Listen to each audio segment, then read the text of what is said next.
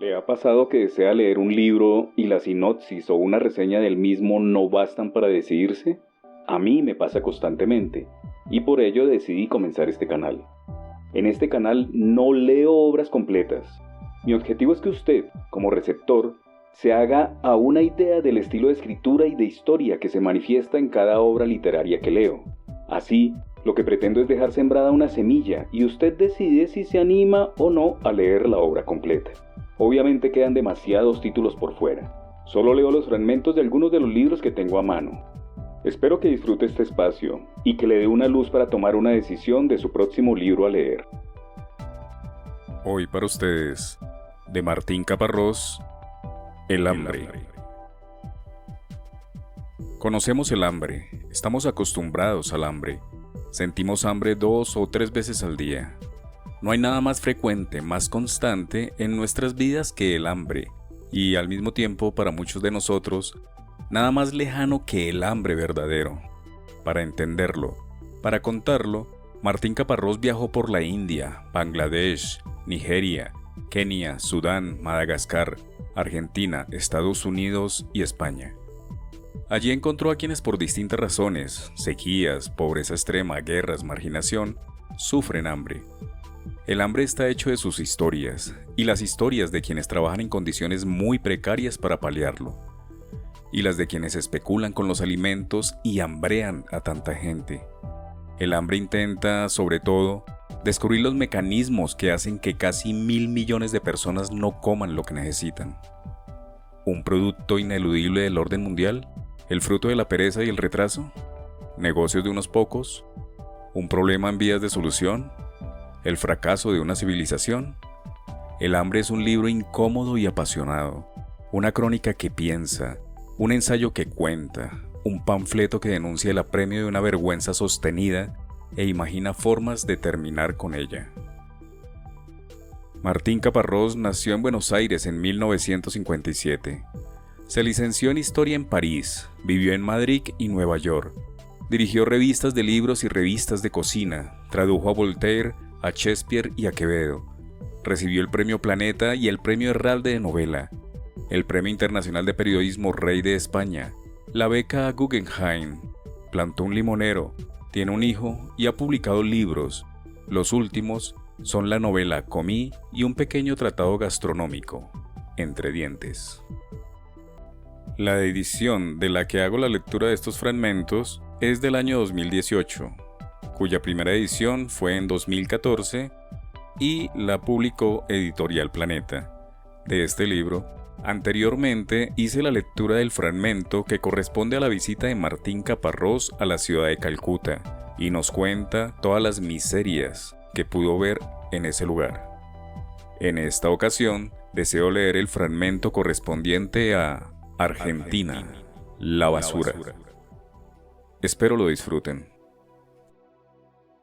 El hambre. Ninguna enfermedad, ninguna guerra, ninguna plaga han sido tan letales y al mismo tiempo tan evitables como el hambre. Primera parte. El sol ataca. Hay un camino de tierra, un descampado, olor a rayos. Hay un puente. Bajo el puente, el río Reconquista, que es un amasijo de agua marrón y espuma, podredumbre. El sol deshace. Sobre el puente, cientos de personas esperan que, unos metros más allá, una barrera se abra. Transpiran, esperan, se miran, hablan poco. Muchos tienen bicicletas. Bajo el puente se oyen unos gritos. 2 muchachos de 15, 16 corren a otro muchacho de 15, 16. Sobre el puente, cuando se abra la barrera, los cientos de personas van a correr hacia la gran montaña de basura. Son hombres, casi todos jóvenes, pero hay mujeres, viejos. Bajo el puente, el perseguido grita. Los perseguidores lo alcanzan, lo acosan. El perseguido grita más. Sobre el puente algunos miran, hacen como que no miran y los miran. Abajo, los perseguidores voltean al perseguido, lo agarran por los brazos y los pies, lo hamacan en el aire, lo revolean al río. El perseguido cae al río podrido, ya no grita. Los que esperan esperan. El sol estalla. Es muy feo tener que andar en la basura. Mi marido me decía que así es la vida. Y yo le decía que si así es, la vida es muy fea. Se fue. Mi marido se fue. Vaya uno a saber dónde andará. Se fue y me dejó con 5 chicos. Y yo sigo aquí con la basura. Los basurales de José León Suárez son una tradición argentina. Aquí, hace más de 50 años, un gobierno militar fusiló a una cantidad confusa de civiles que intentaban apoyar un levantamiento militar peronista. De aquí, de aquella historia, salió un relato que empezaba diciendo que un muerto estaba vivo. 6 meses más tarde, una noche asfixiante de verano, frente a un vaso de cerveza, un hombre me dice: hay un fusilado que vive. No sé qué es lo que consigue atraerme esa historia difusa, lejana, erizada de improbabilidades. Escribió en 1957 Rodolfo Walsh para empezar a contar su Operación Masacre, y de esas líneas salió, poco más o menos, todo lo que hacemos. De aquí, de los basurales de José León Suárez. Puré de tomate, sopa encuentro, cosas de esas. Sí, yo cocino casi todo de allá arriba. ¿Y qué es lo que más cocinas? Guiso. Guiso con papa, fideo, arroz. Si encuentro carne, carne. Depende de lo que se encuentre en la montaña. Los basurales cambiaron mucho desde entonces. Ahora son un emprendimiento de 300 hectáreas que se llama CENSE, Coordinación Ecológica Área Metropolitana Sociedad del Estado. Su origen es turbio de tan claro. En 1977, los militares que asesinaban con denuedo, que llenaban el río de cadáveres, decidieron que tenían que terminar con el smog que afeaba el aire de la ciudad de Buenos Aires. Era una causa noble, bien ecológica. Prohibieron los quemadores de basura domiciliarios y los reemplazaron por grandes depósitos ubicados en los suburbios. En su sistema de metáforas, la claridad del cielo del centro bien valía la mugre de las tierras de la periferia. En esos mismos días, a menos de 1 kilómetro de allí, en Campo de Mayo, uno de los cuarteles más grandes del ejército argentino, cientos o miles de cuerpos fueron desaparecidos, quemados, enterrados. La ciudad de Buenos Aires produce la basura. Los territorios circundantes la reciben, la procesan, la consumen. La ciudad de Buenos Aires, donde viven 3 millones de personas, produce cada día 6.500 toneladas de basura. 30 distritos del conurbano, donde viven 10 millones, producen 10.000 toneladas diarias. O sea, cada habitante de la capital basura el doble que uno de los suburbios. Pertenecer tiene sus privilegios. Siempre hubo personas que cirujeaban, que rebuscaban en las basuras cosas que vender. Con la instalación del SEANSE, con el aumento exponencial de la cantidad de basura que llegaba a la zona, los cirujas locales también fueron cada vez más. A fines de los 90, cuando la Argentina se consolidó como un país partido, el Estado armó un cerco alrededor del basural. Lo custodiaban docenas de policías y no tenían pruritos. Cuando cruzaban un ciruja lo cagaban a golpes y lo saqueaban. Para su beneficio, le quitaban lo que había recogido. Las autoridades del SEANSE decían que lo hacían por el bien de los invasores, que no podía permitir que se llevaran y comieran alimentos descompuestos que podían dañarlos. El Estado, que no les garantizaba la comida, garantizaba que no pudieran comerse un yogur agrio. Los cirujas empezaron a mejorar sus técnicas. Entraban de noche, subrepticios, de 1, de a 2 o de a 3. Cuando veían a algún policía se escondían, a menudo debajo de la basura. Aún así, el cirujeo era un trabajo posible en un país donde escaseaban los trabajos. Alrededor del basural había un cinturón de tierras vacías, inhabitables por razones sanitarias. De a poco, personas fueron ocupándolas. Yo ese día me enteré a las 3 o 4 de la tarde que estaban ocupando, y a las 6 estaba ahí, con mi pedazo de toldo. Fue difícil, muy difícil. Es como en todos los barrios, se mete uno, se meten dos, y cuando te quieres acordar ya están todos. Dice Lorena. Yo ahí me terminé de dar cuenta de lo que es ser pobre. Corría 1998 y la Argentina estaba, como suele, en plena crisis económica, social. Las tierras alrededor del basural se llenaban de personas que habían quedado sin empleo, que ya no podían pagar los mínimos alquileres que les cobraban por una casilla donde sobrevivir. y además habían llegado miles de refugiados de las inundaciones de las provincias del Nordeste. La zona rebosaba de pobreza. Fue muy espontánea la toma. Cuando vos tomás la tierra es así, un gran quilombo, todo lleno de pedazos de cable para marcar los lotes, y yo estaba sentada arriba de una piedra cuidando un pedazo de tierra. Había un vecino que se llamaba Coqui, y él siempre me cargaba. ¿Vos te acordás de esos años cuando eras bien blanquita? Y era muy joven, no tenía 25. Ahora Lorena tiene 38 y pesa, ella misma dice, casi 200 kilos. Una masa con la cara risueña, inteligente, el pelo corto, medio rubio, carne que le desborda. Ahora soy colorada, la piel se te curte, se te quema, los bracitos negros. ¿Vos te acordás de cuando eras bien pálida, Lore, y estabas sentada ahí en esa piedra? Yo lo que me acuerdo es que tenía un miedo. Lorena había llegado del Uruguay, y 8 años antes, cuando tenía 16, venía de un barrio obrero de Montevideo. Su padre se había ido cuando ella era chiquita. Su madre, costurera, trabajó mucho para mantener a sus 4 hijas que de a poco fueron emigrando a la Argentina. Su último gran esfuerzo fue darle a la menor, Lorena, su fiesta de 15. Estaba enferma y murió de un infarto 2 meses después. Lorena, sola, sin recursos, no tuvo más remedio que irse a la casa de una hermana, del otro lado del Río de la Plata, en los suburbios de Buenos Aires, en José León Suárez. Me tomé el ómnibus que venía desde Montevideo, viajé toda la noche, y a la madrugada entró a Buenos Aires, por una autopista. Entró al centro y estaba amaneciendo y yo miraba por la ventana y yo decía, ¡uy, Hollywood! Llegué a Hollywood. Luces, autopista, unas mujeres que salían de vaya uno a saber dónde, con las botas hasta la rodilla, los shorts cortitos y esas botas.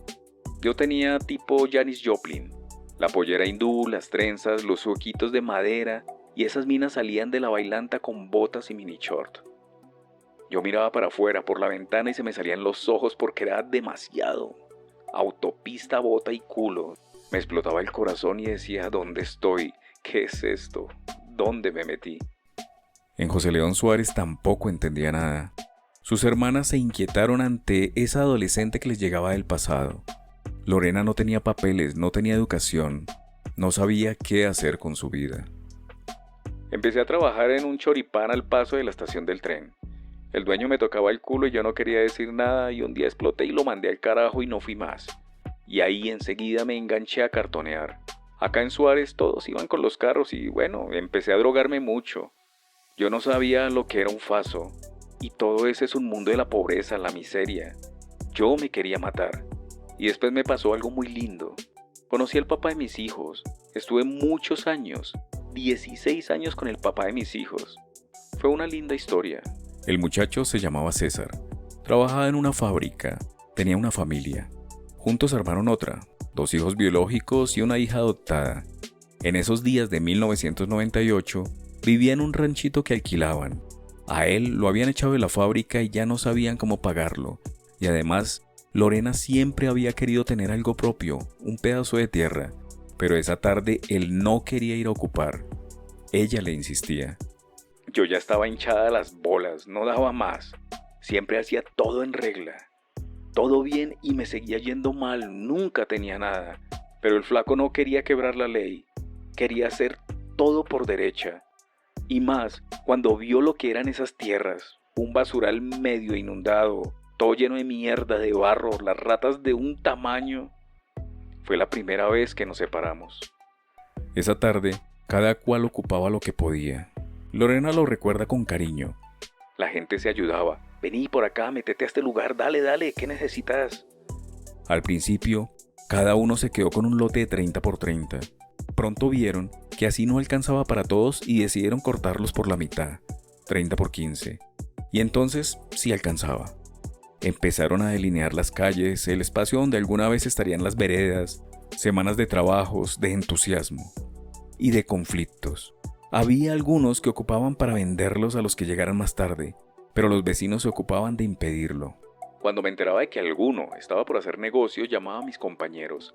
Les decía, vamos para allá, y nos poníamos nosotros en el lote hasta que metíamos una familia. Todos teníamos tolderías, vivimos casi 6 meses así. Para sobrevivir, ahí teníamos que organizarnos en grupos de los que ya estábamos viviendo, para poder cocinar y hacer un fuego porque la policía no nos dejaba entrar con madera, no nos dejaba entrar chapas. Tampoco teníamos agua. El agua que había estaba repodrida. Hubo mucha hepatitis. Organizamos la olla popular, empezamos a ver cómo podíamos traer agua. Es muy duro el asentamiento al principio. Ahí empecé también a ver que yo podía hacer algunas cosas.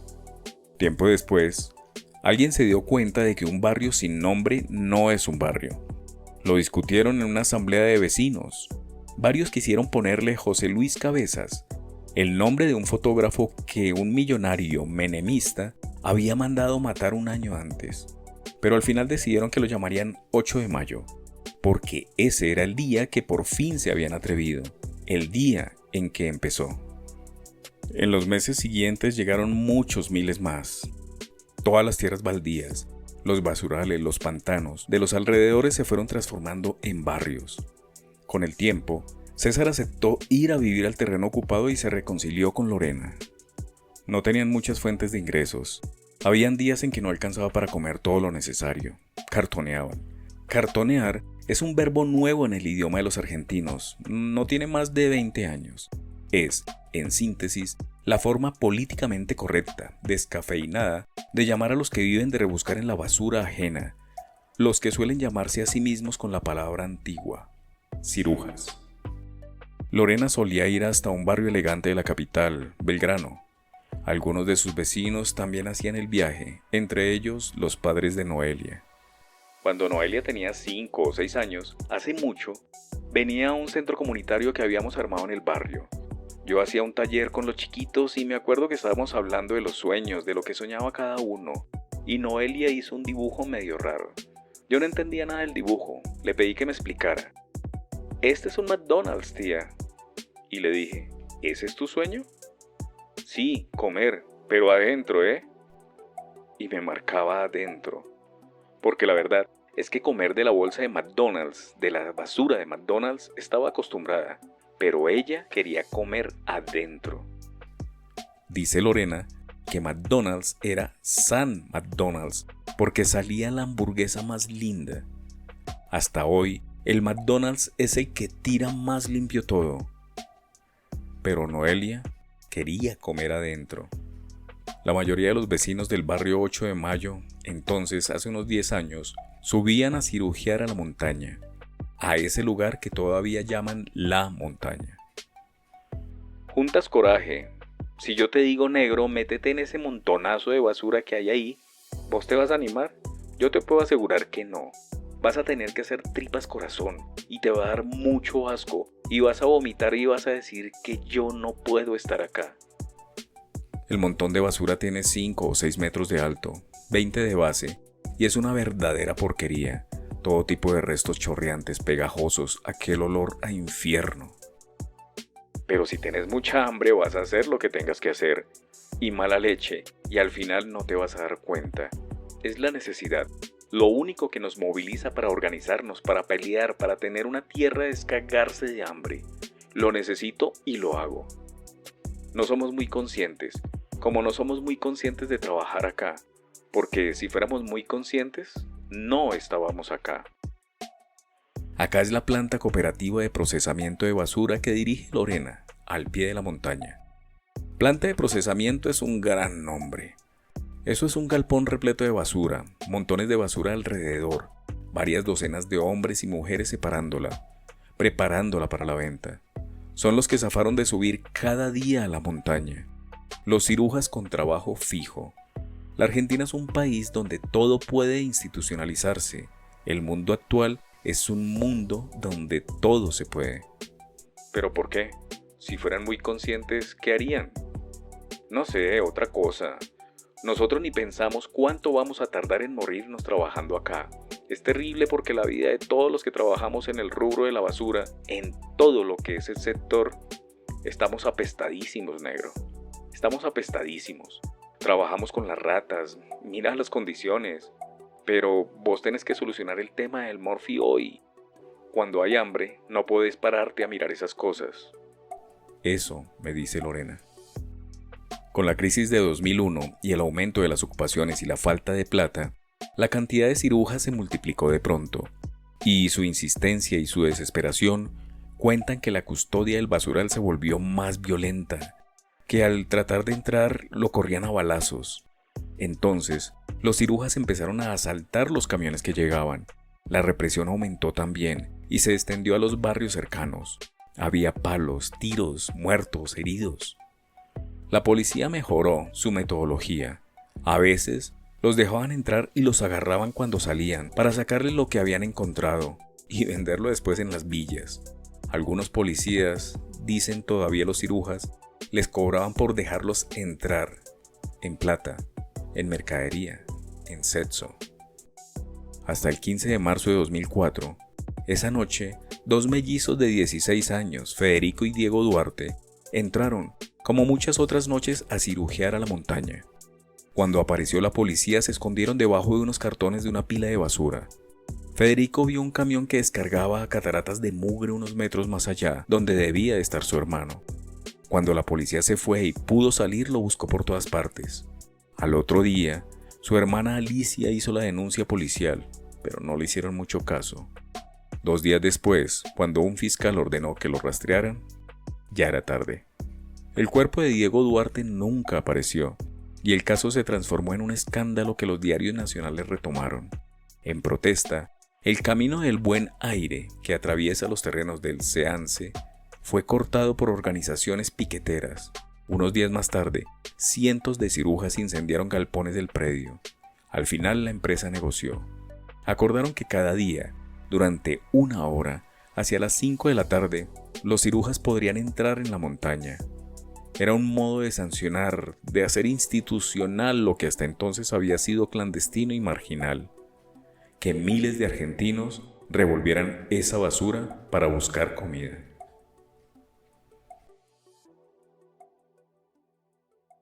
Segunda parte. Tirar la basura es un gesto de poder. El poder de prescindir de bienes que otros necesitarían. El poder de saber que otros se ocuparán de desaparecerlo. El poder de poseer es placentero. No más que el poder de deshacerse. El poder de no necesitar la posesión. El poder verdadero es desdeñarlo. El Colegio de Ingenieros Mecánicos del Reino Unido es un organismo juicioso, respetado. En enero de 2013, publicó un informe que parecía puro sensacionalismo. Después de años de estudios, habían llegado a la conclusión de que alrededor de la mitad de la comida que el mundo produce no se come. En realidad, la cifra no estaba tan lejos de las que solían manejarse, pero así, brutal, causó cierto impacto. Hoy producimos alrededor de 4.000 millones de toneladas de comida por año, y sin embargo, a causa de malas prácticas de cosecha, almacenamiento y transporte, así como de desperdicio en la venta y consumo, se calcula que entre el 30 y 50%, es decir, entre 1.200 y 2.000 millones de toneladas, de esa comida nunca llega a un estómago humano. Y esta cifra ni siquiera refleja que grandes cantidades de tierra, energía, fertilizantes y agua también se pierden en la producción de alimentos que simplemente terminan como basura. Eso dice el informe de los ingenieros. Las razones varían según las regiones. En el otro mundo, la comida se pierde porque falta infraestructura. Se pudren los campos sin medios para cosecharla. Se arruinan depósitos mal acondicionados. No llega a su destino por rutas y transportes deplorables. Se la comen las ratas o los bichos. Y no solo en los países más extremos. En el sudeste asiático, por ejemplo, dice el informe, las pérdidas de arroz alcanzan unos 180 millones de toneladas anuales. En China, un país en vías de rápido desarrollo, la pérdida de arroz alcanza el 45%, mientras que en Vietnam, menos desarrollado, se pierde entre el campo y la mesa un 80% de la producción. En los países ricos, la comida se echa a perder en frigoríficos o góndolas de supermercados o depósitos de restaurantes o, sobre todo, heladeras y despensas de los consumidores. Es que resulta todavía demasiado barata. Y la paranoia dominante en temas alimentarios hace que todos los que pueden tiren la comida en cuanto amenaza acercarse a su caducidad. Además, somos tan exigentes, los grandes supermercados, para complacer las expectativas de sus clientes, rechazan cosechas enteras de frutos perfectamente comestibles porque no alcanzan sus elevadísimos estándares a causa de sus características físicas, tamaño y apariencia. Por ejemplo, hasta un 30% de la producción de verduras en el Reino Unido no llega a cosecharse por eso. Y del producto que sí llega a los supermercados, las habituales ofertas suelen alentar a los clientes a comprar cantidades excesivas que, en el caso de alimentos perecederos, inevitablemente tirarán. En los países ricos, los compradores tiran entre 30 y 50% de lo que compraron. La FAO, un año antes, había sido mal recatada para decir más o menos lo mismo, y establecía categorías. En Europa y en Estados Unidos, el consumidor promedio desperdicia unos 100 kilos de comida por año. Un asiático o un africano no llega a los 10 kilos. Y que los ciudadanos de los 20 países más ricos desperdician cada año una cantidad de comida igual a toda la producción de África negra, unas 220 millones de toneladas. O también, en Italia, se tiran a la basura todos los años alimentos suficientes para dar de comer a 44 millones de personas, por unos 37.000 millones de euros. En Estados Unidos, según el National Resource Defense Council, se tira el 40% de los alimentos. Una encuesta del Shelton Row dice que 2 de cada 5 norteamericanos sienten culpa verde por desperdiciar comida. Dicho de otro modo, cada día los ingleses tiran una media de 4 millones de manzanas, 5 millones de papas, 1,5 millones de bananas.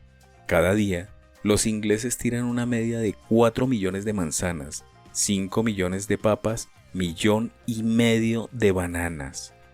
Cada día los ingleses tiran una media de 4 millones de manzanas, 5 millones de papas, 1,5 millones de bananas. Cada puto día. Tirar comida es un claro efecto, uno de los efectos más brutales de la sobreabundancia. En 2007, esos ingleses tiraron 8,3 millones de toneladas de comida. En 2010, con la crisis, bajaron a 7,2 millones, lo cual lo hace más conchudo aún. Cuando están más pobres, se cuidan. Hay algo en estas cifras que parece falso. Es inverosímil que desperdiciemos la mitad o incluso 1/3 de la comida que tenemos mientras tantos no tienen. Pero las he chequeado mucho y muchos las confirman. En Argentina, un estudio de 2011 del Instituto de Ingeniería Sanitaria de la Facultad de Ingeniería UBA definió que la ciudad de Buenos Aires tira entre 200 y 250 toneladas de alimentos por día, unas 550.000 raciones de comida. La basura, la abundancia de basura, el desperdicio de basura es una de las metáforas más obvias del sistema mundo. Que unos tiren lo que otros necesitan tanto, que a unos les falte lo que les sobra a otros. El que gana se lleva lo mejor, me grita un pibe, camiseta de Boca hecha de agujeros. El sol ataca. En el camino de tierra, el descampado, olor a rayos, 1,000 personas esperan a la entrada del puente. Están atentos. Se amontonan a todo lo ancho, esperando la señal de largada. El sol insiste. Delante, un policía los mira, los mata con la indiferencia. De pronto levanta los brazos. Revolea los brazos. Esa es la señal que esperan. 1,000 personas avanzan en un rumor sin gritos, camino a la montaña. La primera opción es tirar lo que sobra a la basura. La segunda, tirárselo a los ciudadanos de tercera. Cuando el policía da la señal, hay que correr. Es necesario llegar antes que todos. Es necesario aprovechar los 3/4 de hora en que está abierta la montaña. Hay que correr. 1 kilómetro de carrera abierta, en subida, empujones, caídas, gritos, algún chiste. Corren, pedalean. Por el camino de tierra y pozos corren, entre montecitos de basura y matorrales y estanques de agua estancada corren. Todos corren, para ver quién llega antes a zambullirse primero en la basura, a quedarse con los mejores restos. Corren. La mayoría son hombres, pero hay mujeres, chicos, 1000 hombres y chicos y mujeres corriendo con denuedo para llegar primero a la basura. Es la lucha por la supervivencia puesta en escena por un director sin el menor talento. Yo voy con la bici. Si te caes, te pasan por encima o te chocan, porque eso es un quilombo y te caes y te caes y te pasan por encima. Magulladuras en todos lados. Eso es como un maratón. El que se cae pierde. Si no te levantas al toque, te pasan por encima. Todos quieren llegar primero. ¿Viste cómo es el hambre? El que llega primero agarra y el que no, pues no. Así que hay que correr. El Laucha lleva 10 años subiendo a la montaña. Antes trabajaba de techista, de ayudante de albañil. Pero no es fácil que encuentre, dice, que cada vez hay menos. O por lo menos para mí no hay. Por eso subo. Me dirá más tarde, ya cuando venía bajando. Algunos llevan carros de mano, prohibidos los caballos, pero van lento, demasiado lento. Solo les sirve si trabajan con otro que pueda adelantarse en bici. Las bicicletas son viejas, destartaladas, a los tumbos, en ese terreno irregular, peligroso, lleno de obstáculos y filos y podredumbre varia. ¿Vos los viste? Eso es como una largada de esas de los caballos, que nos tienen a todos ahí. Y hay que salir corriendo y el que pasa, pasa, te empujan, se te tiran encima. Yo una vez me quebré el hombro y la cadera. Por suerte, unos muchachos me sacaron a la rastra. Uy, no sabes cómo me dolía. Van vestidos de mugre, pantalones cortos, sucios, camisetas sucias, un gorro sucio y zapatillas sucias. Todo un equipo de suciedad para ensuciarse pedaleando por la mejor basura. Pero acá nadie te va a ayudar. Te tenés que salvar solo. Antes, la flaca no subía porque no tenía bicicleta. Y sin bici es muy difícil, llegas muy tarde. Cuando llegas no queda nada. La flaca iba con un carrito a cirugiar al centro, la capital, pero salía después de almorzar y no volvía hasta bien entrada la noche. Cada vez tenía más problemas para dejar a sus chicos y además en el centro a veces encontraba, a veces no. Acá es más seguro, siempre vas a sacar algo. Bueno, no siempre, pero muchas veces. Y además está mucho más cerca. No sabes lo que ahorré para poder conseguir la bicicleta. Años me pasé que quería esa bicicleta. La flaca es flaca, 30 y tantos, 5 hijos entre 12 y 2 años. Y al final pudiste comprártela. Yo le dije más tarde. Ella me miró como quien no entiende. La bici, al final pudiste comprártela. Le digo. No, que la voy a comprar, me la encontré en la capital, en la basura. Toda hecha una mierda, pero la fuimos arreglando. El olor, el hedor, los muchos bichos, infinidad de bichos. Si vos quieres subir, hace de cuenta que eso es como una cárcel. Es así como vivir en un penal. Estás esperando que te maten, no puedes matar a alguno. Es peligroso, te digo que es peligroso. Pero no es con vos, no te creas. Cuando van pibes nuevos, si son de otra villa, también los cagan a palos. Los rompen todos y les sacan la bici, la gorra, les cortan la cara. Eso es un desastre. Es una cosa de locos. Como que hay que ganarse ese lugar. El otro día a un pibito lo desmayaron. El pibe de 8 o 10 años, uno que había venido nuevo. Y estaba la madre, una señora grande, agarró la cadena de la bici y los corrió a los otros pibes porque le desmayaron a su hijito. ¿Y tú vas con miedo? Yo soy un tipo grande, tengo suficiente edad. Van llegando, en tropel, en malón llegan arriba. Arriba es una especie de meseta donde estacionan sus jeeps y motos los policías vestidos de comando metralleta, donde van y vienen excavadoras amarillas, donde cruzan el suelo kilómetros de caños que sacan los gases enterrados, donde por fin la cumbre de la montaña, la cima de la montaña es esta montaña interminable de basura. ¡Asegurala, Matute! Grita un pibe y Matute le hace caso. Algunos atan sus bicicletas a unos alambres, otros las dejan como si confiaran. Hay muchos más hombres que mujeres. Los hombres tienen más fuerza, entonces las mujeres tenemos que buscar comida. No podemos cargar maderas o bidones. Una empieza a saber cómo rebuscárselas. Se te hace el instinto, se te hace. La flaca me diría después: Igual las mujeres no son muchas, porque es muy peligroso, te chocan, te pegan, pero hay también.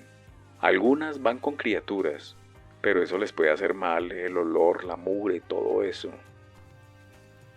La flaca tiene un marido que lleva tiempo sin conseguir trabajo. La flaca y su marido cobran un subsidio, la asignación universal por hijo, por uno de los chicos que tiene su apellido porque nació cuando estaba separada. Pero los otros 4 no, porque tienen el apellido de su marido y su marido una vez tuvo un trabajo en blanco y entonces no le daban subsidio. Ahora tiene que ir a hacer los papeles para que se lo den. ¿Y a ustedes no les hace mal? ¿Qué cosa me hace mal? La mugre, digo, la contaminación. A mí, gracias a Dios, nada. Ya estoy acostumbrada. El olor de un gas raro, los caranchos, las pocas plantas que crecen obstinadas, montañas en el llano. En uno de los paisajes más chatos del mundo, en plena pampa, 5 o 6 montañitas como esta que la basura fue formando. Desde acá arriba se ve lejos. Primero las prisiones, 3 unidades penitenciarias, una al lado de la otra. Más allá, las villas, muchas, interminables. Alguien me dijo que esto es un parque temático de la pobreza, que no le falta nada. Basura, cárceles, ranchitos. Alguien alguna vez puso a la entrada un cartel que decía: bienvenidos a Quemayquén, parque temático de la pobreza. Yo prefiero ser sencilla y no ricachona. Por ahí, con lo que yo no tengo, estoy mejor que ellos que tienen más. Pero ¿por qué vos estás mejor? Porque si vos sos humilde, más cosas te van a dar. Si vos no sos humilde, no te van a dar nada. La pobreza saca más que la grandeza. ¿Qué es lo que más levantan? Comida, amigo, la comida. Me dice un señor Tato, 50 y tantos años, o quizá 32. En la basura, trepados a la montaña de basura, cientos se disputan las mercaderías más buscadas. Yogures, salchichas, patis, paquetes de fideos, galletas, papas fritas, latas de conserva, botellas de gaseosa, pañales, telas, remedios, sobres de ropa, comida para perros, bidones de plástico, palets rotos de madera, papel, un mueble, algún hallazgo extraordinario. Hay mitos. Que fulano se encontró un celular que valía no sé cuánto, que mengano un reloj de los buenos, que sutano una billetera con un fajo de guita. ¿Y qué es lo que más buscan? Oro. Dice el tipo y suelta la carcajada. ¿Y encontraste alguna vez? ¿Qué voy a encontrar? Y sin ser oro, si hay yogur, me mando al yogur, porque sé que da plata. Tengo clientes que me compran. Salchicha, queso fresco, fiambre, bochas de mortadela, paleta, queso para rallar, de todo. Dice el señor Tato, los dientes muy perdidos, la gorra de los New York Yankees color 0.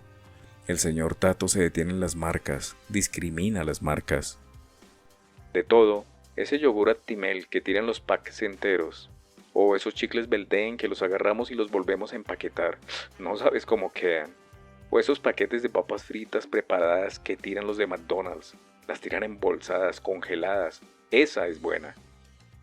El señor Tato me pregunta si tengo un cigarrillo. No, se me acabaron. Espera que yo busco. Al rato, vuelve con un paquete de Marlboro medio abollado, cerrado todavía, me convida. Ellos huelen con ese olor de la basura. Algunos policías tienen un dedo en el gatillo de sus escopetas recortadas. Ellos revuelven, se hunden, encuentran lo que buscan. Hasta criaturas aparecen a veces. Criaturas, seres humanos.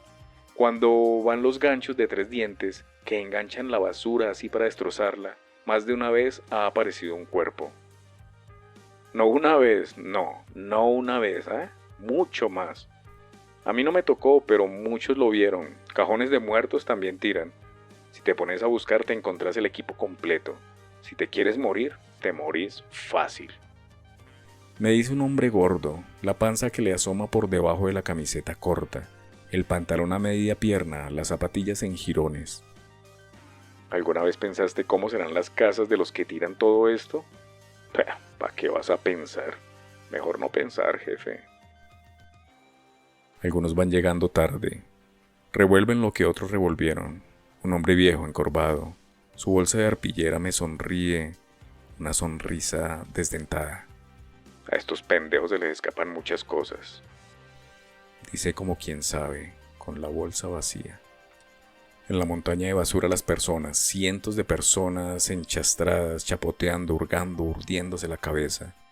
Los policías, sus escopetas listas. Pájaros, los pájaros más sucios que he visto en mi vida. Esto es el mundo al revés, amigo. En cambio de dárselo a la gente, lo tiran acá, al basural, para que no les bajen los precios, si serán los hijos de puta. Tiran, acá mismo tiran 10 toneladas de basura por día, el equivalente a 200 vagones de tren repletos de basura cada día. Yo saco carne, a veces saco papas fritas. Cada día hay distintas cosas, comida para perros, bolsas sanas de 15 o 20 kilos, camión de salchichas de yogur, de carne picada. ¿Y qué hacen con lo que sacan? Pues te lo comes, ¿qué vas a hacer? Y si te sobra, pues algo vas y lo vendes en el barrio. Acá a la salida hay unos compradores que te quieren comprar, pero te lo quieren comprar por moneditas. Pues yo igual vendo barato. ¿Qué? ¿Para no pelearte con los vecinos? José Luis se ríe, o algo así. José Luis tiene casi 40. Llegó a José León Suárez muy chiquito, 1 año o 2, desde Santiago del Estero. Su camisa está bastante limpia. Lleva guantes. Bueno, más o menos. Y porque todos saben que viene de la quema, yo sí saco salchichas, el paquete de 6 lo vendo a 3 mangos. En el negocio están a 7 o a 8. Pero es todo un laburo que les hago. Hay que ponerlas en un taco con lavandina y detergente, las limpio, las lavo. Recién después ahí sí las vendo. ¿Y no te vienen con quejas después? ¿Me indigestaste y casi me matas? No, la mercadería sale bien, no se pudre. Sale buena. Les conviene. Si tenés un par de chicos y tenés que comprar 3 paquetes de salchichas de 12, saca la cuenta. No está vencida, está buena. No se puede entender por qué no lo donan a los comedores, a alguien. No, solo que lo tiran, lo pasan con la topadora por arriba para hacerlos mierda. Y cuando vos llegás tenés que rebuscar en lo que queda. Lo que pasa es que los supermercados tiran todo eso para cobrar el seguro. No es porque esté fea ni vencida, es un negocio la basura. Todo es negocio. Pero la mejor se la llevan los que entran solos. A la mañana entran, están arreglados con la policía. ¿Sabes lo que me voy a comer esta noche? Flor de asado. Me dice un pibe con camiseta de Chacarita Juniors. El cuadro de la zona. La camiseta es un catálogo de manchas. El pibe está lleno de mugre y acomoda con el manillar de su bici una bolsa de plástico con 20 o 30 kilos de carne muy sangrienta. El pibe Chacarita se va temprano, contento. Hoy me hice el día. De acá comemos, vendemos, me hice el día. Hay veces que me parece que Diosito te cuida. Y se ríe a carcajadas. Porque hay gente que tiene tanto y otros que no tienen casi nada. Los que tienen más sufren más que el que tiene menos. Esa es la única explicación. Yo soy más feliz teniendo poco que el vecino que tiene más. Los que tienen mucho son muy infelices. ¿Y por qué lo dices? Porque a mí todos me envidian en el barrio. Tiene menos pero está bien con sus hijos, dicen. Me envidian. ¿Y no te dan ganas de tener más? No. ¿De tener siempre para comer? Me gusta tener siempre el día. Al día es mejor que tener mucha comida y no tener cariño y el amor de tus hijos. Y las dos cosas. Nunca tienes las dos cosas juntas. Cuando tienes más problemas de salud. Algunos otros problemas. Una nena de 8 o 9 años se corta un pie con algo, una lata, un vidrio, un hierro retorcido. Hay gritos, sangra, 2 o 3 corren, se la llevan en un carrito cuesta abajo. Yo estoy peleándole al sistema, a la corrupción, le peleo al poder. Acá hay 10 o 15 gatos que están arreglados con la policía y se llevan todo. Le están cagando la vida a 1000 tipos que vienen y cuando entran ya no enganchan nada. Los restos, la basura. Me dice Carlos, el puntero de la montaña, o lo que sea que sea. Yo me he equivocado en mi vida, pero hace 12 años que no hago más nada. Además, yo nunca vendí droga, nunca le saqué al que no tiene, siempre le saqué al Estado. ¿Al Estado? ¿Cómo? Al Estado, bancos, cosas serias. Pero hace 12 años que cambié, estoy haciendo trabajos sociales. Porque yo pasé muchas necesidades, vengo de una familia humilde, somos 11 hermanos y yo soy analfabeto. ¿Y ahora qué aprendiste? Carlos tiene una cara que parece decir siempre sí o no o todo lo contrario.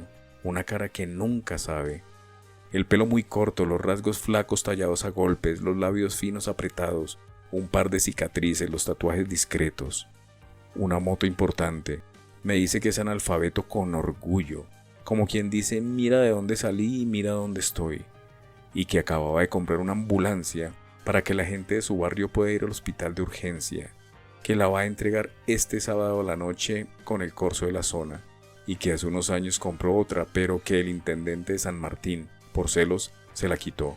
Lo acusó de unas cosas muy raras y lo metió preso por 6 años, dice. 6 años me tuvieron, me armaron 3 causas. Al final, en las 3 me declararon inocente, libre de culpa y cargo. Pero los 6 años me los comí enteritos, todos, hijo de 1000 putas. Ni disculpas me pidieron, hijos de 1000 putas. Acá arriba, en la montaña, Carlos es un señor de los anillos. Docenas de muchachas se le acercan, le hacen un comentario, le acercan un cigarrillo o una lata de cerveza, le piden un trabajo, le roban un minuto. Él fue el que me permitió subir, el que me trajo, aunque al principio no quería. Con esa cara que tienes, ¿cómo te voy a hacer entrar? Te van a junar todos, te van a cagar a trompadas. Yo le dije que por ahora no tenía otra mano y que seguro que él sabría defenderme. Carlos rezongó y me dijo, dale, te llevo, pero no te garantizo nada. Voy a decir que sos un primo mío que llegó del Paraguay, pero hacete de abajo. Acá, por mucho menos te cagan a trompadas, así que hacete cargo. Ahora, un pibe de 10 o 12 le trae un pan dulce aplastado que acaba de encontrar. Carlos me convida, lo comemos. El pibe después me dice que él trata que sus compañeros de la escuela no sepan que sube a la montaña. No, yo me hago el boludo. Si los pibes me joden, me cargan por ciruja. 2 muchachos se tironean una bolsa llena de bolsitas de sopa en polvo. Paran, se miran. Suelta, no, suelta tú, no, suelta tú. Vos no sabes quién soy yo, vos no sos nadie. Uno tiene un mechón azul y la nariz torcida, 1,5 metros, mucho musculito. El otro es gordo, grandote, pero gordo, la cabeza rapada. Vos no sos nadie, Gil, y menos vas a ser si no soltás. Muchos llevan cuchillos y los sacan. ¿Vos sos periodista? Sí, no me mientas, vos debes ser periodista. Todo bien, yo no voy a decir nada, pero no nos vengan a escrachar con que todo esto está podrido. La otra vuelta vinieron acá y empezaron a decir que las cosas estaban todas podridas y no es así. Con esto los mantengo a mis hijos, gracias a Dios. Tengo 8 hijos y ninguno se puso mal. Aparte, nosotros llevamos cosas que a nosotros nos sirven, no las que no nos sirven. Nosotros vemos cosas que están vencidas y nos las llevamos, porque les llevamos a nuestros hijos. Yo te puedo decir que no son cosas feas. Yo vivo de esto y le doy a mis hijos y así son gorditos. Me dice Juana. Se defiende. Juana vive en una villa que llaman Ciudad de Dios, porque en algún momento estuvo llena de narcos y vienen todos los días desde hace muchos años. ¿Cuántos años? No sé, muchos años. Dice Juana, y que antes trabajaba de empleada doméstica, pero que ahora ya está grande. Con esta cara no me quieren dar trabajo. Dice y me muestra las encías vacías. Juana se defiende la calidad de lo que encuentra en la basura, porque teme que si se habla demasiado de que está podrida, a alguien se le ocurre cerrar el basural y ella se quede sin comida. Muchas cosas están congeladas, cuando las agarramos están congeladas todavía. ¿Siguen congeladas? ¿Cómo hacen con este calor? Sí, siguen, porque ahora empiezan a tirar recién. Tienen horario en que tienen que tirar cosas buenas y congeladas a esta hora. ¿Y todos los días consigue algo? Sí, casi todos los días. ¿Viene todos los días? Sí, yo antes venía con mi hija mayor, la Yoli, que tiene 17, 18. Pero ahora no quiero que venga. Esto se puso muy peligroso porque hay pibes que se ponen a robar, bardean. Prefiero venir sola por si acaso, pero es un grupito nomás que son re malos. Hay muchos que son gente buena. Es un trabajo individual, cada cual por su lado. O mejor, es competencia pura. Eso también es un aprendizaje, un curso sobre la sociedad en que vivimos. ¿Hace mucho que subís acá? Qué sé yo desde cuándo.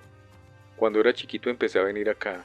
Todo el tiempo digo que no voy a venir más, pero ¿qué querés que haga? Hay que morfar.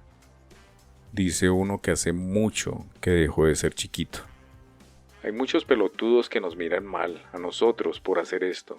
¿Qué quieren? ¿Que salgamos a robar? La verdad deberían agradecer. Por cada ciruja hay un chorro menos. Un hombre y una mujer muy viejos van bajando con las bolsas vacías. Ya llevo como 20 años viniendo acá. La vida me la he dejado acá. Dice el hombre y le pregunto si muchas veces se va así, sin nada. Él me guiña un ojo. Yo ya es difícil que pueda agarrar nada. Mi mujer tampoco. Pero venimos de siempre, nos conocen. Siempre hay algún muchacho que nos da alguna cosa. Un gordo de mucha autoridad, torso desnudo, la panza restallante, le dice Toma, pa. Y le alarga un paquete.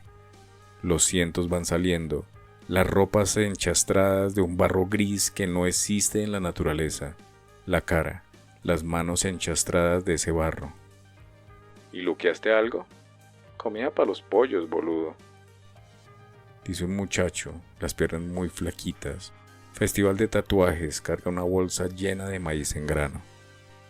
Siempre hay algún gato que la compra, y ahí te haces la cena. Algunos tiran de sus carritos atracción humana, riscas de la basura. Otros caminan con sus bicicletas, la bolsa con el botín atravesada en el manubrio. Acá también hay clases o algo así. Los que se llevan una bolsita con alguna comida, los que cargan una torre de bidones o un hato de maderas en una carretilla. Es una lotería. Hay días en que sacas, hay días en que no te llevas nada. La policía de atrás los viene arreando. Ya se pasaron sus 3/4 de hora. Hoy no había ni mierda. Dice uno, la cara muy tiznada. No, ni mierda. Le contesta un gordo con los pelos parados. Y cuando se va... Este no sabe, nunca supo buscar este boludo, dice. La bolsa está llena de salchichas. Acá en este país, el que pasa hambre es porque quiere. Tercera parte. La pregunta tiene un eco clásico. ¿Cómo puede ser que haya hambre en el sojero del mundo? ¿Cómo que un país que produce comida suficiente para 300 millones de personas no alcance a alimentar a sus 40 millones de ciudadanos? Argentina es el quinto productor mundial de maíz, el tercero de poroto de soja, pero el país consume muy poco de lo que produce. La Argentina cosecha, mal año buen año, unos 50 millones de toneladas de soja, pero no come soja. Entonces, es el primer exportador mundial de aceite de soja, el segundo de harina, de poroto de soja, de maíz, aunque su superficie cultivada sea mucho menor que la de Brasil, China o Estados Unidos. Y repica, ¿cómo que no alcanza? Es siempre una pregunta, parece como si nadie quisiera embarrarse en la respuesta. En marzo de 1976, cuando el general Videla se hizo con el poder, las veleidades industrialistas de las décadas anteriores no correspondían al nuevo mundo global que Washington quería y, para colmo, habían producido una clase obrera demasiado peleadora. En los primeros días de abril de 1976, el embajador norteamericano en Buenos Aires recibió una comunicación reservada de su jefe, el secretario de Estado Henry Kissinger, que sintetiza todo.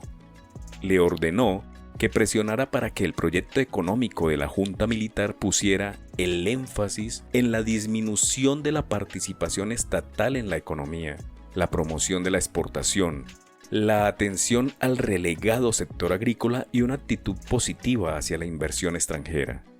Impresiona ver cómo en las décadas siguientes gobiernos sucesivos fueron cumpliendo, con sus más y con sus menos, estas órdenes, hasta devolver al país a su papel de granero sin más pretensiones. Por lo cual miles y miles de habitantes de las grandes ciudades cuyo trabajo había sido necesario descubrieron que ya no lo era. Y otros miles y miles de habitantes del campo cuyas explotaciones funcionaban, debieron abandonarlas arrasados por el avance de la agricultura técnica de la soja. En la Argentina, ese tipo de expulsión fundó al país. Los que vivían en sus tierras empezaron a ser despojados de ellas en 1536, cuando los primeros españoles intentaron, sin éxito, colonizarlas. Después, poco a poco lo fue logrando, pero mantuvieron una influencia restringida. Hasta la segunda mitad del siglo XIX, la mayor parte de eso que después se llamaría la Pampa, estaba en manos de unos indios nómadas que cazaban vacas y caballos salvajes. En 1870, ya conformado el país, los ricos de Buenos Aires decidieron que era tiempo de ocupar esas tierras. La invención del buque frigorífico, que les permitía exportar la carne congelada a Inglaterra en lugar de salada a Brasil y el Caribe, las hizo de pronto mucho más apetecibles. Esos peladales que solo servían para reserva de ganado cimarrón y barato, se volvió fuente de ganancias poderosas. Había que terminar de conquistarlos. Entonces lanzaron su última campaña del desierto. La Argentina siempre se pensó como un desierto que había que poblar y construir. Fue la primera edad de oro exportadora de la patria. Ahora, desde hace casi 20 años, otras innovaciones comparables en las formas de producción agropecuaria produjeron efectos parecidos. La ampliación de las fronteras agrícolas supone que hay tierras que antes no servían para cultivar y que ahora sí. En esas tierras había personas que vivían de otras actividades, como la pequeña ganadería, cultivos familiares, y que ahora molestan, sobran. El país calecita repite sus dramas, sus farsas, sus fracasos. Sucedió en muchos lugares del mundo casi al mismo tiempo, porque las causas son comunes. Cuando terminó la Segunda Guerra Mundial, Europa, destruida, pasó hambre. La prioridad del Plan Marshall y demás esfuerzos de reconstrucción occidentales era que el primer mundo pudiera producir suficientes alimentos. La solución, en Europa y Japón, fue una política de grandes subsidios estatales a los agricultores. En Estados Unidos los había desde la Gran Depresión de los 30. El resultado fue que, durante 50 años, esos agricultores pudieron vender barato y los precios de los alimentos se mantuvieron bajos. Por lo cual nadie intentó expandir la frontera agropecuaria. No valía la pena. Cada región pobre seguía con sus cultivos tradicionales, que consumía y exportaba en proporciones tornadizas. Incluirlas más seriamente en la economía global requería unas inversiones, en rutas, maquinarias, abono, riego, instituciones políticas y económicas, que los precios bajos no justificaban. Eso era, al mismo tiempo, su peor problema y su mejor defensa. En los últimos años del siglo XX, ante la presión ciudadana por episodios como la vaca loca y otros desastres ecológicos, las políticas de subvenciones europeas cambiaron. Ya no premiaban los volúmenes, sino la calidad de los productos. Ya no tendían a la producción de muchos alimentos, sino a la conservación de la sociedad rural tradicional. Su producción disminuyó justo en el momento en que aumentaba la demanda china. También crecía la demanda de granos para agrocombustibles y Chicago mediante la especulación. Con los aumentos de precios, tierras que no habían sido rentables empezaron a hacerlo. Con más riego, con más maquinaria, con las nuevas semillas y abonos y pesticidas, regiones que siempre habían sido inútiles para la agricultura pasaban a ser apetecibles. El nuevo orden alimentario mundial está cambiando tantas cosas, a mi país entre ellas. Hace unos años, en Los Juríes, un pueblo de Santiago del Estero, conversé con integrantes del movimiento de campesinos que, entre otras cosas, se oponen feroces a que los sojeros les echen de sus tierras, cambien sus vidas para siempre, los obliguen a emigrar a las ciudades. La soja desertifica. Los tipos usan unos herbicidas que secan el algodón y cualquier otra cosa. Usan cada vez más fertilizantes, todo valuado en dólares, todo artificial. Nosotros hacemos orgánico.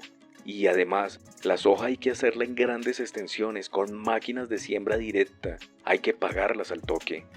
En cambio, el algodón puedes sembrarlo en una hectárea y trabajar toda la familia y después es como tener un billete.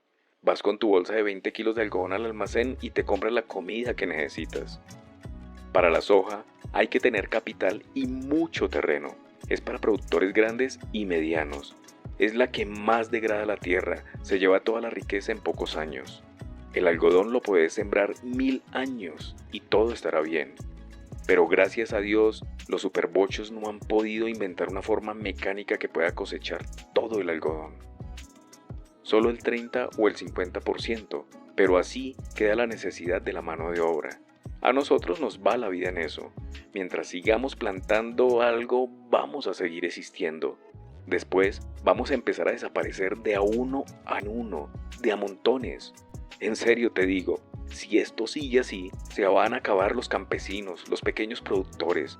Nos vamos a ir todos a la ciudad a hacer mano de obra barata con suerte. O desocupados si no la tenemos. El día que terminemos cobrando 200 pesos de la municipalidad o de algún plan, será que todo se fue al carajo de verdad.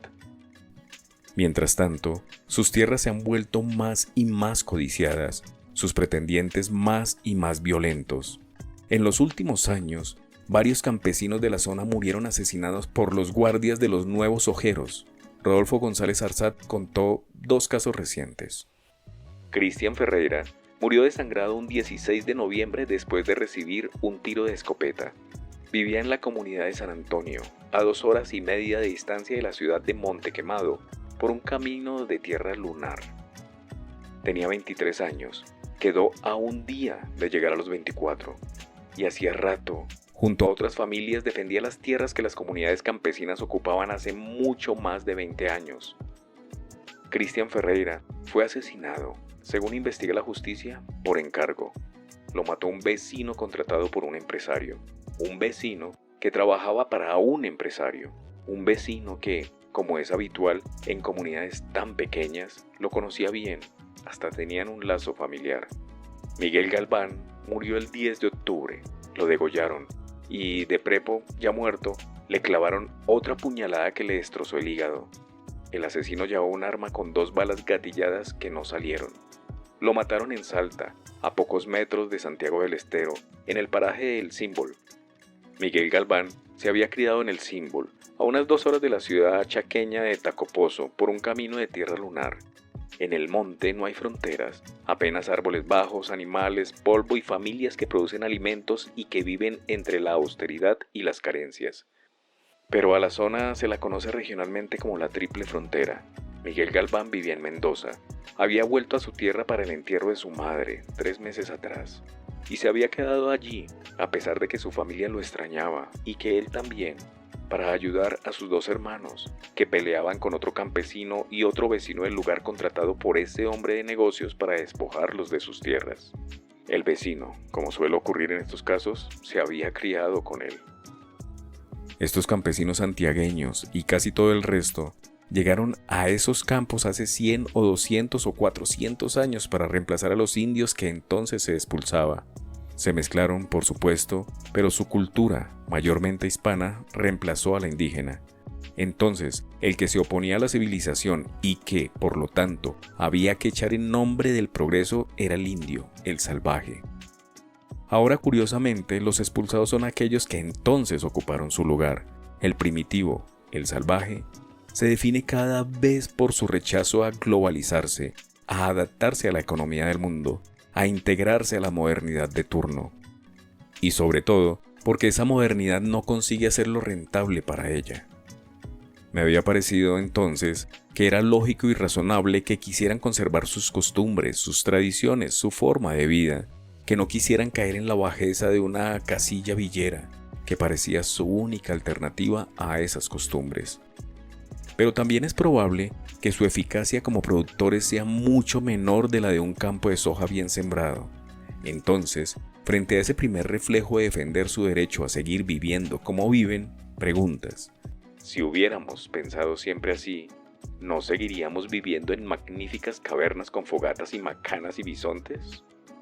Me lo preguntaba.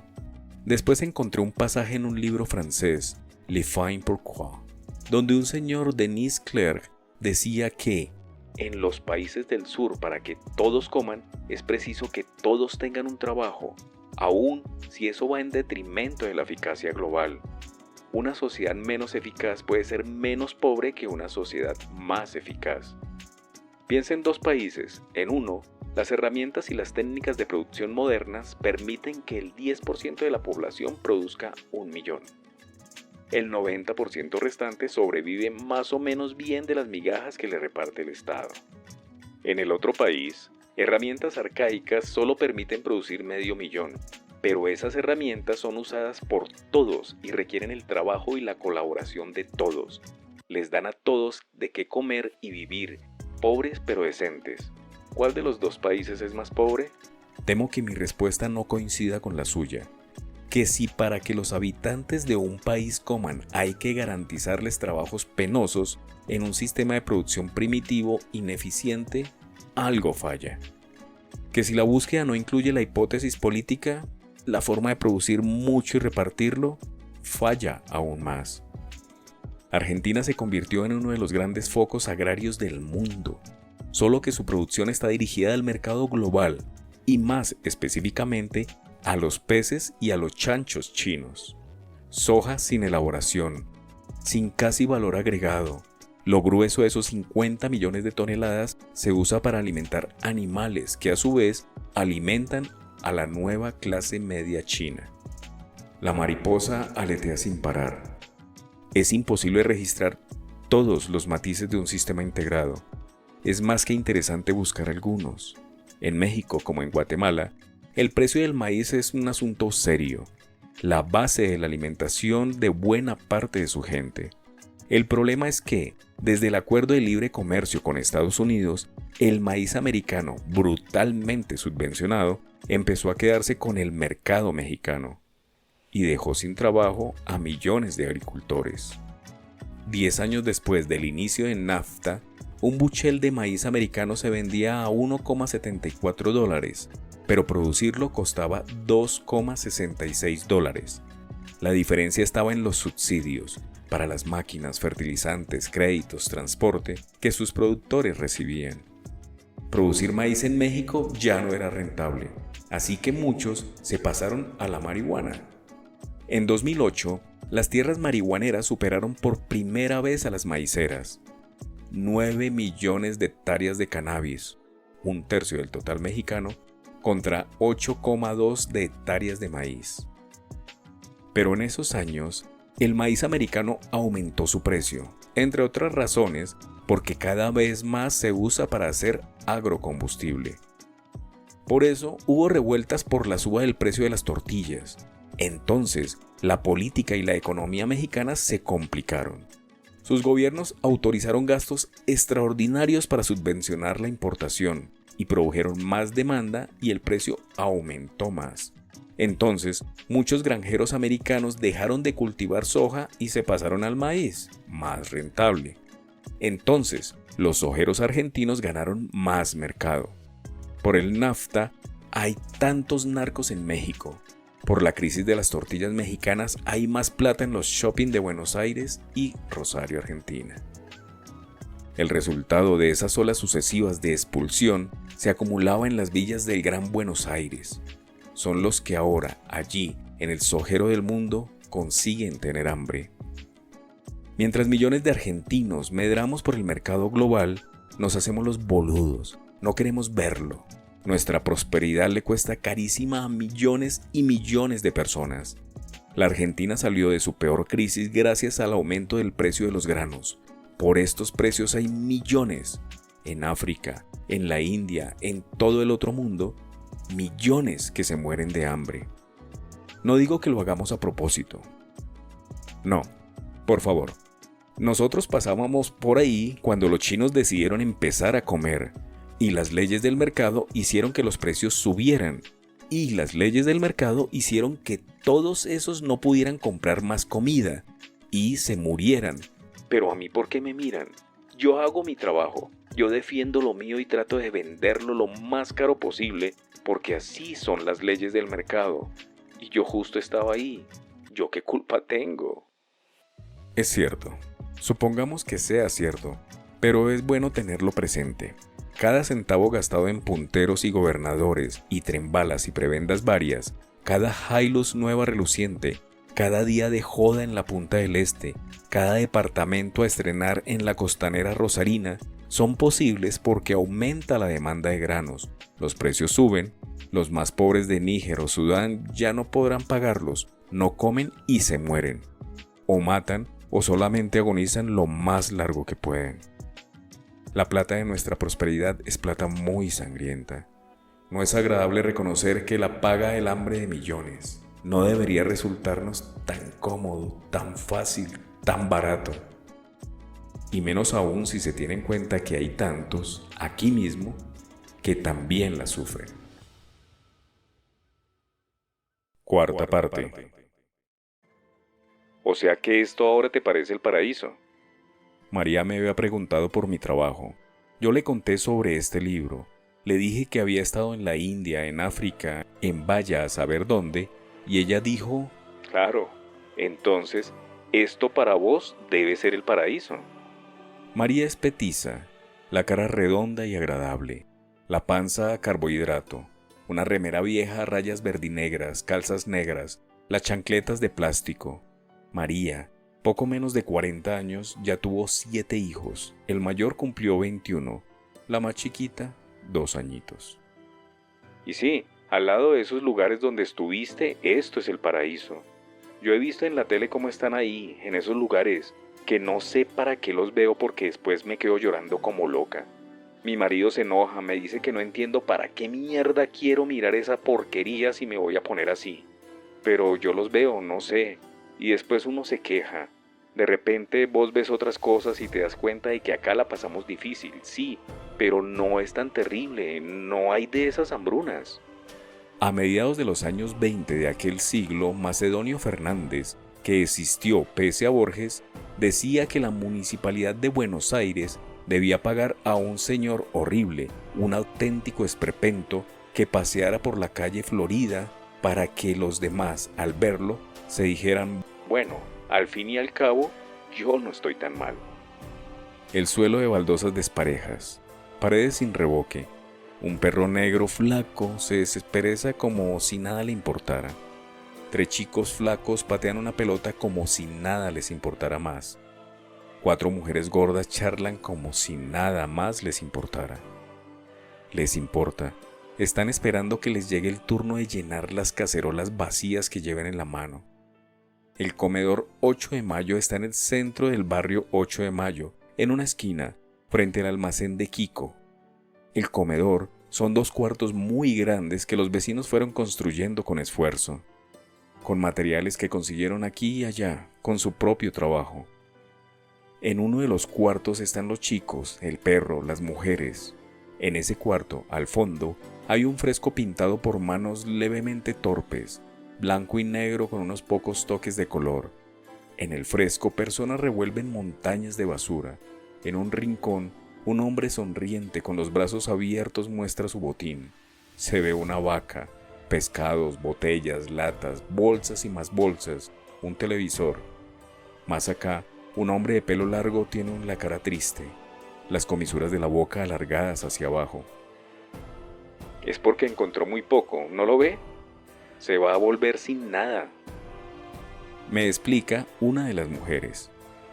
En el cuarto de al lado, la cocina, otras 4 mujeres charlan pero también corren, sudan, sacan fideos de una cacerola renegrida, los cuelan, atienden los pedidos, charlan, corren, sudan. La cocina es grande, medio vacía, un horno industrial que no parece muy usado, una cocina de gas de garrafa, un piletón, una mesada de mosaicos, un calor insoportable. Una de las 4 mujeres gordas desparrama los fideos mastocholes sobre una fuente plana. Con un cucharón los rocía con una salsa roja, tomate, cebolla, papa, algún hueso con su resto de carne. Lo revuelve. Del otro lado de la mesada, una nena les alcanza un tupper. Una de las mujeres gordas, la menos gorda, la que se llama María, lo llena de mostacholes. La nena se va contenta. Una de las mujeres gordas de la otra sala llega con su cacerola, se la da a María, espera que se la llene. La última encuesta del ministro de Salud de la Nación Argentina dice que el 28% de los hogares argentinos recibe bolsas o cajas de alimentos y que el 12% come en comedores comunitarios. En el Gran Buenos Aires hay muchos cientos de esos comedores, algunos dicen 2 o 3.000, nadie lo sabe exactamente. Uy, cuando nos fuimos a vivir al Chaco, ahí sí pasábamos hambre.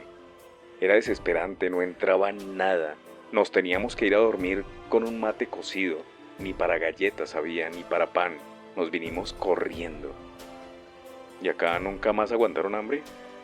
Bueno, no te voy a decir que nunca, pero acá si no tenés para comprar siempre te la puedes rebuscar de alguna manera. Siempre va a haber alguien que te dé algo, que te preste, que te tire un hueso. Eso es lo bueno de estar en tu lugar. En el barrio 8 de Mayo viven 2.000 familias, más de 10.000 personas. Muchas casas ya son de material, algunas siguen siendo de chapa. Muchos de los primeros habitantes ya se fueron, llegaron otros con un poco de plata, 300 o 400 dólares en la mano, y les compraron sus lugares. Ellos se fueron a ocupar otros, siempre más allá. Pero las calles siguen siendo de tierra, más bien de barro. Los pocos coches son cadáveres de coches, latas arrumbadas. Los perros son chiquitos, ya han crecido unos árboles. El olor a algo que quema nunca cede. Y las inundaciones en cuanto caen 2 gotas. Y las penurias de vivir sobre un relleno de basura sentada en un pantano. Los que están más cerca del río, por ejemplo, no pueden hacerse el pozo ciego porque en cuanto empiezan a cavar se encuentran con el agua. Y las montañas de basura al lado, los gases que despiden, enfermedades, el olor todo el tiempo. Hay algunos negocios, una carnicería que vende más que nada huevos, un kiosco que cerveza, gaseosa, cigarrillos con un cartel que dice "Vendo bebidas y hielo", con muy mala ortografía. Otro kiosco que cuadernos y recargas para el celular con un cartel que dice "librería". Resuenan cumbias varias. 3 mujeres muy gordas charlan sentadas a la puerta de una casilla de pura lata. El chiquito que corre alrededor está desnudo, pero no es lo habitual. Otros 2 gritan, lloran, corretean. Los perros chiquitos están muy sucios. Tengan cuidado, niños, no pisen la caca. Les grita a sus hijos descalzos una señora desde la puerta de su casa. La miro, me mira como quien se disculpa. Lo que pasa es que pisan esas cosas que quiere que le haga y después me llenan la casa de mierda. Pasan 2 chicos grandes con una moto chica. Un perro negro revuelve la basura. Por todos lados hay basura. Las villamiserias no son nuevas en la geografía suburbana argentina. Las había, por supuesto, antes de los 70s, pero eran menos y sobre todo parecían transitorias. Eran, para sus habitantes, lugares de paso que ocuparían unos años hasta que consiguieran un trabajo mejor y con eso una casita en un barrio y una vida de esfuerzo y horizontes. Ahora no. Ahora son un destino. Yo sabo escribir, me dice Kiara cuando me ve que escribo. Kiara tiene 5, pelo lacio, corto, sucio, rubio, pantaloncito corto y una remera muy lavada, unas chancletas de plástico rosita. ¿Te gustan mis zapatillas nuevas? Le digo que son muy lindas y ella me sonríe. ¿Quién te enseñó a escribir? Yo sola me enseñé, pero no tengo mochila para ir al jardín. Cuando cobre, mi mamá me va a comprar la mochila. ¿Quieres ir al jardín? Capaz, yo sabo igual. El olor, siempre el olor de algo quemado. Todos los días, María llega al comedor a las 8 de la mañana, mira lo que quedó, empieza a pensar con qué van a hacer la comida del día. A esa hora también llegan las otras 3. Si pueden, si consiguieron la mercadería, se ponen a pelar, a cortar, a preparar las ollas. Cada mediodía, siempre que pueden, siempre que consiguen, María y sus compañeras reparten unas 200 porciones de comida. Papas, fideos, arroz con algún resto de carne o verduras, muchos hidratos de carbono, muy pocas proteínas. A las 11:30 empiezan a llegar los chicos, las mujeres con sus ollas a buscar el guiso. Antes les dábamos de comer aquí mismo, pero nos dimos cuenta de que muchos no venían porque les daba vergüenza que los vieran. Entonces empezamos con esto de repartirles, que la vengan a buscar. Casi todas mandan a los hijos como si fuera solamente para ellos. Pero nosotras sabemos, siempre les mandamos un par de porciones más para que coman los padres también. Lo que pasa es que no es fácil venir acá y decir no tengo para comer, no consigo. Les da mucha vergüenza. Eso dice María, y que hay veces como ahora que no consiguen mercadería suficiente para cocinar todos los días y que nada la deprime más que esos días en que tiene que pararse en la puerta del comedor y decirle a los chicos y las mujeres que llegan con sus cacerolas que hoy no hay mamita, hoy no papi, ¿qué le van a hacer? Ojalá que mañana. Yo soy re maricona, me angustia mucho ver gente revolviendo la basura para comer, dice María. A eso de las 2 terminan, limpian, guardan, charlan, se organizan. María se va a su casa, se duerme una siesta, cuando se levanta prepara la comida para sus hijos y el marido que, si tiene trabajo, llega a eso de las 8. Entonces comen, miran un rato la televisión, se acuestan más o menos temprano porque de noche no da, dice, para andar por la calle. En la tele me gusta mirar algo que me haga reír, eso me gusta. O si no, alguna de llorar, esas telenovelas mexicanas, colombianas. A mí alguna vez me gustaría ir a Colombia, parece todo tan lindo, los paisajes, las casas. Bueno, la verdad es que a mí me gustaría ir a cualquier lado, conocer, salir de acá, del barrio, salir un poco. Pero, ¿cómo voy a ser yo? ¿Cómo quieres que yo salga de acá?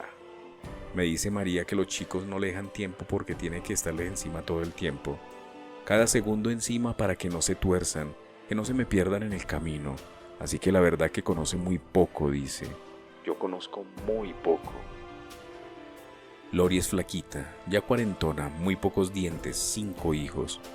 Lori se pasó años sin un trabajo fijo, pero ahora lleva varios meses en una de esas plantas cooperativas de reciclaje de basura. Ahí gana unos 1.500 pesos por mes, equivalente a $140, aunque hay meses que menos y otros meses en que la plata no aparece, tarda, se hace humo. Pero desde que trabaja, dejó de ir a buscar comida al comedor. María le dice que vaya, que le siguen teniendo sus porciones y que ella dice que no, que gracias, que por ahora se las arregla con el sueldo. Bueno, igual puedes mandar a alguno de los chicos a buscar comida. Siempre es una ayuda. Gracias, María. A mí me gusta ganarme mi comida trabajando.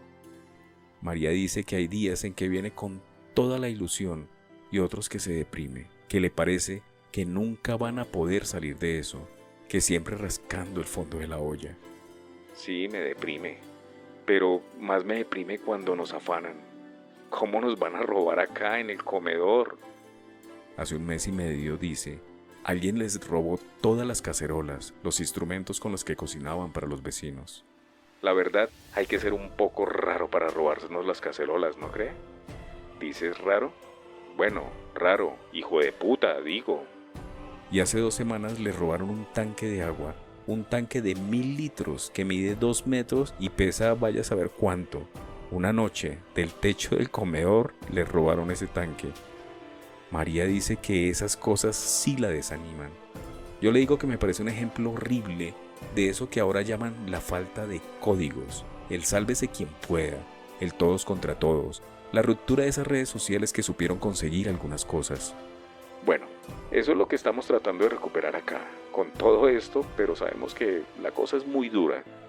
Me dice María que ya no pueden prestar el comedor para los cumpleaños, como solían hacerlo, porque las fiestas siempre terminan en peleas, piñas, botellas, revoleas, algún filo. Por cualquier boludez se pelean, por la gorra, por las zapatillas, porque me miraste, porque todos se pelean. Acá lo que hay es mucha droga, muy pocas esperanzas. Acá está lleno de pibes que no ven ninguna salida. María tenía un hijo que sí podía ver una. Jugaba al fútbol como un grande. De pronto las expectativas de la familia se condensaron en ese chico. Si avanzaba por ese camino podía salvarlos a todos, pero no pudo, porque no les alcanzaba la plata para pagarle todos los gastos. El colectivo a los entrenamientos, los botines, la comida especial. En los clubes siempre decían que nos iban a dar para esos gastos, pero al final no nos daban porque yo no quería firmar nada. Si firmas, después te sacan todo, hasta el alma te sacan. Dice María, por una vez amargada. Llega un muchacho con una cacerola a pedir que se la llenen. El muchacho tiene una camiseta manga corta, pantalones cortos, multitud de tatuajes, de esos precarios que suelen hacer en la cárcel, que aquí llaman tumberos. Pobre muchacho, ese tiene 2 hermanos en la cárcel, pero no en la cárcel por pavadas, por asesinato están allá. Y él también estuvo, pero no era tan grave, ahora salió, pero con esas marcas no le dan laburo en ningún lado. ¿Qué quieres que haga, pobre pibe? Por más que haya hecho lo que haya hecho, eso no quita que a él también le chille la panza de hambre, ¿me entiendes? Yo eso lo conozco en carne propia. Hay pocos espacios donde la desigualdad social se vea más claramente que en la mesa, o donde sea que cada cual come. Durante décadas, la comida de los argentinos fue sorprendentemente igualitaria. La primera encuesta con datos ciertos, Comisión Nacional de Desarrollo de 1965, mostraba que los ricos y los pobres argentinos comían las mismas cosas: carnes rojas y lácteos, frutas y verduras, pastas y panes en proporciones semejantes. Era una representación de aquella Argentina injusta que, con justa razón, queríamos cambiar. La comida no era igual porque la carne de los pobres no era la misma de los ricos. El cuarto trasero de la vaca se iba a los barrios ricos, el cuarto delantero a los barrios pobres, y había ciertos cortes transversales que eran para todos: la tira de asado, la bola de lomo para milanesas, por ejemplo. Pero si yo hago una lista de la canasta de consumo de los pobres de entonces y se la muestro a una nutricionista, me va a decir que es una alimentación de clase media. La cantidad y variedad de alimentos es incomparable con lo que comen ahora. Me dice Patricia Aguirre, antropóloga, la persona que más estudió la alimentación nacional. Podía haber diferencias de precios y de gustos, por supuesto, pero la ingesta de proteínas era muy similar en todos los sectores, y por eso los pobres no tenían carencias alimenticias. Recuerdo una tradición que se perdió. El asadito de la obra en construcción era una síntesis de aquella patria, el aroma de la ciudad de mis primeros años. El modelo empezó a desarmarse en 1985 y el censo de 1996 ya consagra la nueva tendencia. La comida de los pobres es radicalmente distinta de la comida de los que no lo son. Ahora, en esta Argentina a la que parecemos resignados, hay comida de pobres y comida de ricos. Ya ni siquiera es una cuestión de cantidad, sino de composición. Las clases altas y medias comen frutas y verduras y carnes, más blancas que rojas, que los mantienen flacos y quizás saludables. Los pobres comen papas, arroces y fideos, azúcar, hidratos de carbonos y grasas, que los llenan, muy poca carne, muy pocas frutas y verduras. Es una elección racional. Las carnes son demasiado caras. Las frutas y verduras no solo lo son, además producen mucha menos saciedad que las harinas. No es que no saben, es que no pueden. No es que son irracionales, como a veces los acusan las nutricionistas. Es que su racionalidad es distinta de la tuya. No es que la mamá no sabe que sus hijos tienen que comer frutas y verduras. Es que si con el precio de 1 kilo de duraznos compras 300 gramos de carne, la fruta no te conviene para nada. No es que no piensen que una alimentación sana y equilibrada, es que piensan en la mejor forma de comer todos con lo poco que tienen. Dice Patricia Aguirre, y que no solo hay diferencia en los productos, sino también en las formas de cocción. Los más pobres no cocinan al horno. No es solo el precio de comprarlo, además, cada comida gasta media garrafa y es carísima. Así que cuando hay, fríen o guisan. En el país del asado es el regreso a un clásico de la cocina campesina, la cocina más pobre.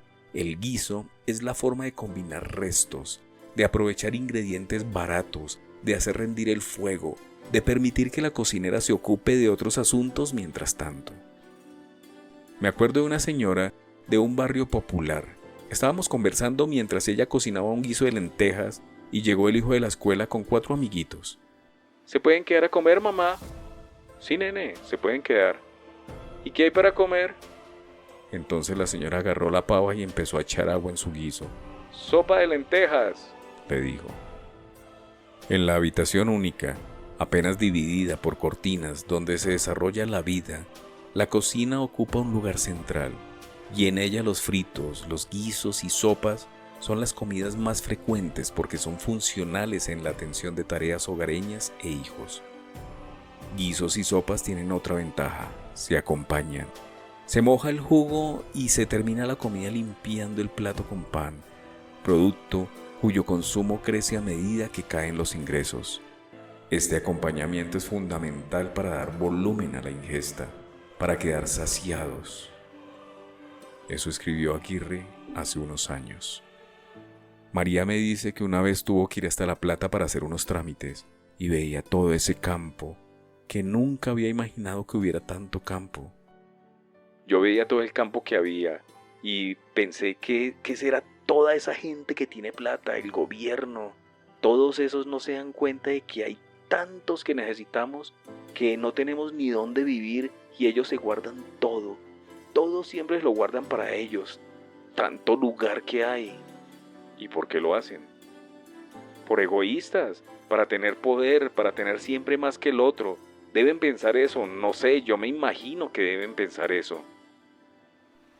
Que buena parte de los argentinos, 1 de cada 4, poco más o menos, haya dejado de comer habitualmente la comida nacional, la carne, es un hecho tan brutal, tan decisivo, que siempre me sorprende que no nos parezca un dato fundamental del nuevo país que hemos conseguido hacer en estos últimos 30 o 40 años, de este fracaso sostenido. Es de algún modo el inverso perfecto de los chinos, que se pasaron siglos sin ver la carne ni pintada y ahora la consumen cada vez más, chanchos cebados con la soja pampeana. En la Argentina casi no hay malnutrición pura y dura. Dice Patricia Aguirre. A veces salen en los diarios historias de chicos que se mueren de hambre, en Misiones, Formosa, Jujuy, Tucumán. Pero es cierto que no es lo habitual. Sale en los diarios también. ¿Te acordás de cuando los muertos tenían nombre? Solía preguntarme un amigo en el destierro. París, fines de los 70s. Hay asistencia que llega a casi todos lados, salvo en las zonas más relegadas del país. Pero, ¿qué les llevamos a esos chicos? Fideos, arroz, papa. Entonces no son desnutridos, son malnutridos crónicos, chicos que no crecen como deberían, que no se desarrollan. Es la historia bengalí, india, africana, la historia común del otro mundo. Gente que se acostumbra a comer mal, menos que lo que necesita, distinto de lo que necesita, y a sobrevivir mal con eso, a desarrollar peor su cuerpo, su cerebro, a vivir vidas mucho peores, casi sin saberlo. En castellano decimos tener hambre, pasar hambre, y lo raro es que tenerlo es más transitorio que pasarlo. Tengo hambre. Tranquilo, ya vamos a comer. Uy, está pasando hambre. Sí, pobre, desde que se quedó sin trabajo. No es la única excentricidad de esa cosa tan rara que llamamos hambre. O si no, como decía aquel ruso, pinta el mundo y pintarás tu aldea.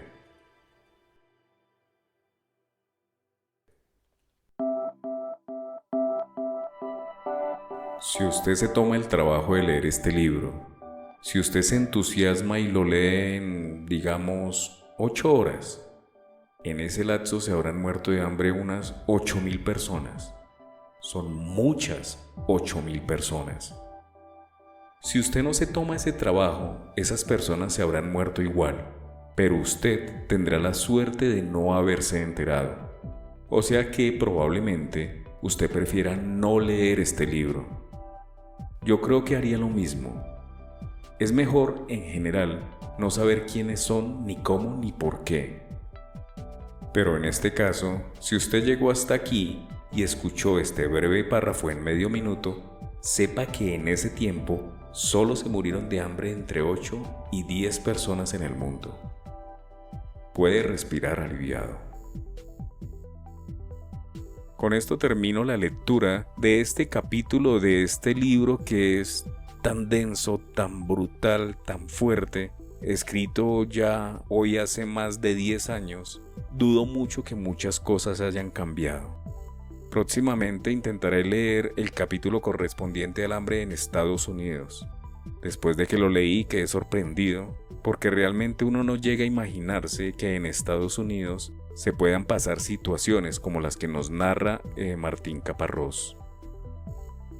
Espero haya disfrutado esta lectura. Recuerde que en este canal puede encontrar muchos más fragmentos de historias realmente interesantes. También puede escucharme por su plataforma preferida de podcast. En mi canal, Fragmentos, Lecturas para Escuchar. Mi nombre es Alberto y mi placer es leer para usted. Nos escuchamos a la próxima.